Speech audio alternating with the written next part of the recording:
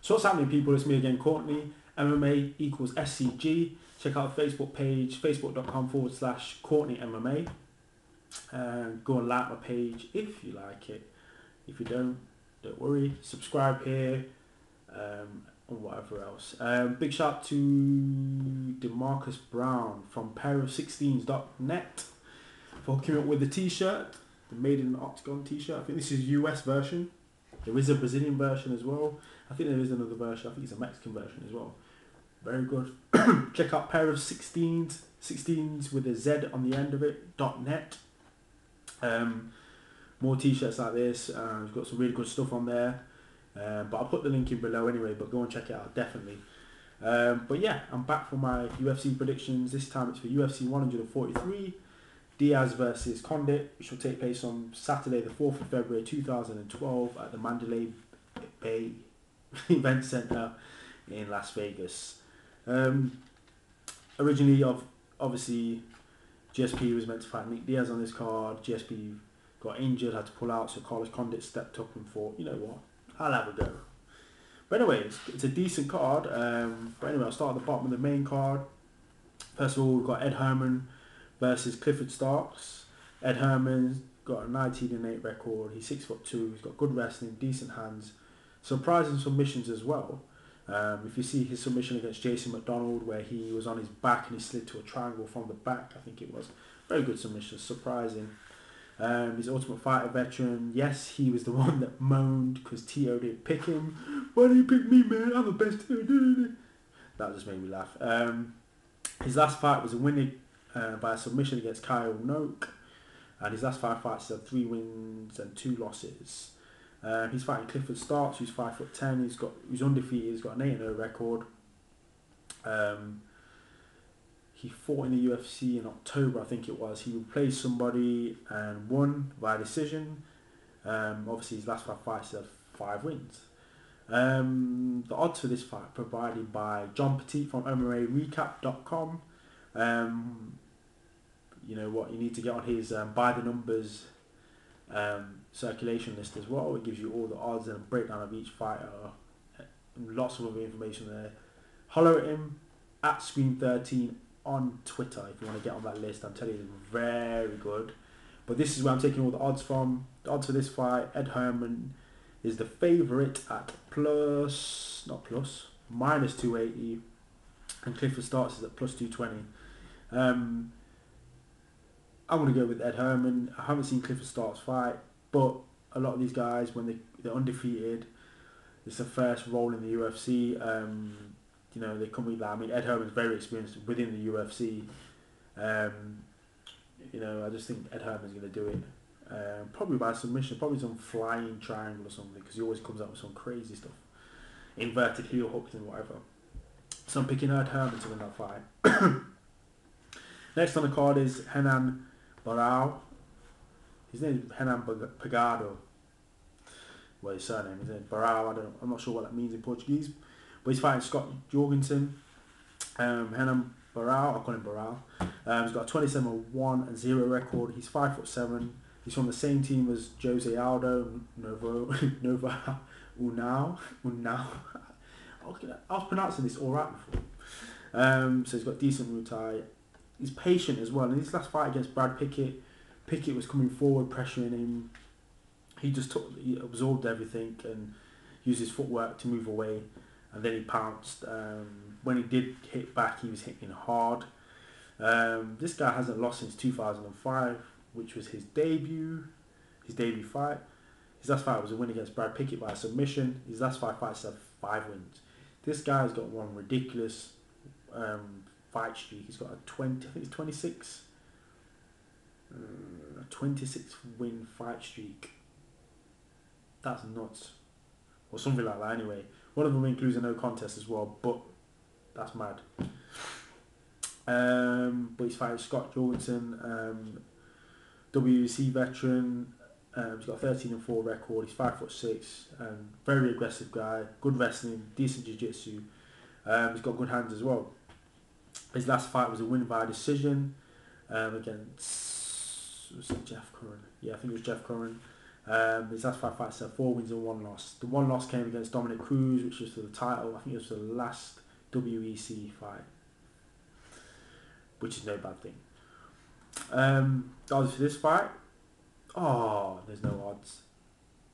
John, you forgot to put odds in for this fight for some reason. I'm not sure. Everything else is there, but there's odds.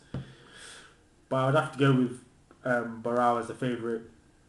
And I'm going to pick him as well. I think he's going to be patient. If he can weather the storm that Jorgensen will put on him, then I think he can win. I'm going to do it by submission as well.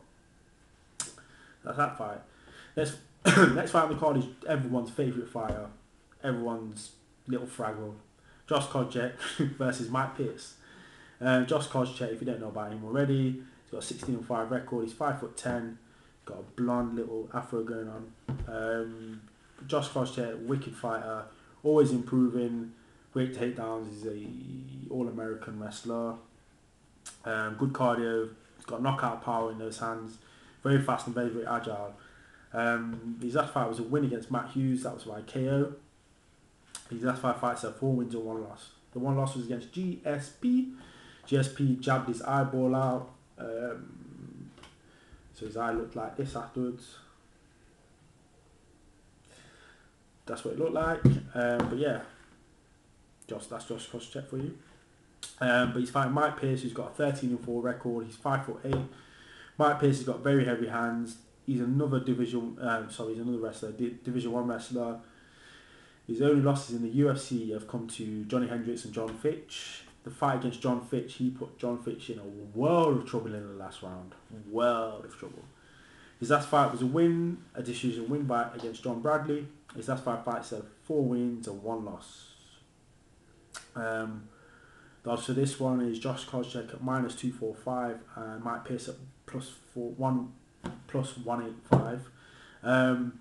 This fight I'm going to see Josh Koscheck doing what he usually does, picking people up and taking them down. If not that, he likes to pretend he's a boxer. A haymaker boxer, and start swinging big right hands. If you could set it up a bit better, box a bit better, jabbing, jab, getting close and finish off, better for him instead of trying to swing for the 1 punch knockout like he did against Paulo Thiago, and Paulo Thiago's knocked him out. But yeah, I see Koscheck doing the same again, winning possibly via TKO or KO. But if he gets sloppy, Mike Pierce has got a heavy hand and he can put him in a world of trouble again. But I'm picking Josh Koscheck to win that fight. Next on the card, we have the return of Fabricio Verdum versus Roy Nelson. Fabricio Verdum has got a 14-5-1 record. He's 6'4". He's a big guy, man. He's got world-class jiu-jitsu. He's an Abu Dhabi winner. If you don't know what the Abu Dhabi is, it's the best no-gi grappling competition in the world. He's won that a few times. I'm not sure where he came last year. I can't remember if he got a silver medal or a gold medal. I'm not sure. He's got a good chin. He's got a decent chin anyway. His strike is improving, but he still looks a bit wooden. His last fight was a loss against the current Strikeforce heavyweight champ, which is Alistair Overeem. That was a weird fight. Verdum wanted it on the floor, Overeem wanted it standing up, so it was a case of come down, no, I'm not coming down, come down, no, I'm not coming. It was one of those fights. But it takes 2 to tango, Verdum didn't have to go up into Overeem's world. Overeem could have come down, but there you go. So that's 5 fights, so 3 wins and 2 losses. He's fighting Big Country Roy Nelson. I shouldn't even call him Big Country anymore. I should just call him Country because that guy's lost weight. Roy Nelson's got a 16-6 record. He's 6 foot tall. Roy Nelson's got good jiu-jitsu, good submissions, good hands. He's got a decent chin as well. He's very hard to finish. His last fight was a win against Miracle Crowcrop. Retired his ass. His last 5 fights had 3 wins and 2 losses. Roy Nelson is changed up for, wearing suits, having a shave and all this business when he won against America Crowcrop. Roy Nelson could get down to welterweight, really. I mean, light heavyweight, man. He should be down there. He'd be decent down there, man. He's fighting these guys that are too big for him, man. But for this fight, let me just check the odds. Fabricio Verdum is -130, and Roy Nelson is even. I don't see how Roy Nelson's gonna. If Overeem couldn't catch Verdum, I don't think Roy Nelson will. I don't know if he'll catch him in a submission either. But saying that, Verdum does like to when he clinches people against the cage, he leaves his chin open. When he's striking as well, he does leave his chin open. So Roy Nelson may counter that and take it off basically. But you have to bear in mind, Fabricio Verdum beat Fedor. Anyone who beats Fedor is a threat. I don't care what you say, he's a threat. But yeah, for this fight, I'm going to go with Fabricio Verdum, either via decision or submission. I don't think he'll knock out Roy Nelson. I don't even think, not even a TKO, but I'm picking Fabricio Verdum. Next, we go on to the main event, which is Nick Diaz versus Carlos Condit. This fight has the potential to be fight of the year. I know it's only February, but I don't care. This fight, name a better fight of the year going forward. Come on, name one. Don't say John Jones versus Rashad Evans after Rashad's performance at UFC on Fox 2. Nah. Name another fight of the year. Come on. Better than this. Wait. No, there isn't one. This has the potential to be fight of the year. Something that fight of the year, fight of the night. Fight of the night. Something that GSP's never been involved in. An exciting fight. Debatable. But this will be. This guaranteed will be. I can't see how any of these guys could stall and make this fight boring, basically. But yeah, it is champion versus champion, really, ain't it? Because Nick Diaz is the former he's a Strikeforce welterweight champ, former. Carlos Condit is the former WEC welterweight champion. Nick Diaz, everyone knows about this guy. If you don't know, I still have yet to watch the primetime shows, but I'm hearing they're really good. Nick Diaz, straight bad man, wicked boxer, sick jiu-jitsu as well. Cardio's gone through the roof. Doing Ironman triathlon events helps you no end, as you can witness here. His recovery is wicked. He can recover. He nearly got knocked out by Paul Daly, but recovered. That's down to his training and his triathlon business. He's only been stopped twice. This guy's tough as nails. He's very hard to finish as well. His last fight was a win against BJ Penn, one of my favourite fighters. He beat up BJ Penn, just getting that good old the Diaz slap. His last 5 fights, he's all won. He's won all fights. He's on an 11-fight win streak, and he hasn't lost since 2007. That constitutes a bad man. If you know what bad man means, go on Wikipedia, have a look. He's fighting Carlos Condit, who's 6'1". He's got a 27-5 record. Natural born killer, is a natural. This guy looks like a killer. You just look at his face, man. He looks like he would kill you. Not really. But yeah, he's another bad man. Very well rounded. He's a finisher as well. His last few fights, he's come out. He's come out. No, not come out first. He's got off first. He fired the shots first instead of laying back. Because in some of his previous fights, he'd lay back and start off a bit slower. They'd hit him and he'd get rocked and he'd come back. But now, in his last couple of fights, the one against Dan Hardy, he just came out and just blasted Hardy with a left hook to the jaw. He took a left hook and gave one. And then the fight against Dong Hoon Kyung, he just came out and just knee the flying knee. Come on now, everyone's having trouble finishing stun gun. Everyone was having trouble finishing. No one could finish him. What does Carlos Condit come and do? Pow! Tiger knee! Took his head off. But anyway, Carlos Condit's his chin has been tested. He's got a decent chin against Jay Ellenberger tested that chin. Wow. Rory McDonald tested that chin as well. But he's got a good chin. He's finished his last 3 guys. Obviously, his last fight was a win against Stun Gun, Dong Hoon Kyung. His last 5 fights, so 4 wins and 1 loss. The 1 loss was against Martin Kampmann. I think that was in his UFC debut. And if you watch that fight, it's a very good fight. Has a very technical fight. If you want to know about MMA, go and watch that fight because that fight had everything in it. But for this fight, obviously the odds provided by John Petit from MMA Recap is obviously Nick Diaz is the favourite at 185. Carlos Condit is at plus 160. But you know, Nick Diaz is going to do what he wants to do, which is box. His boxing.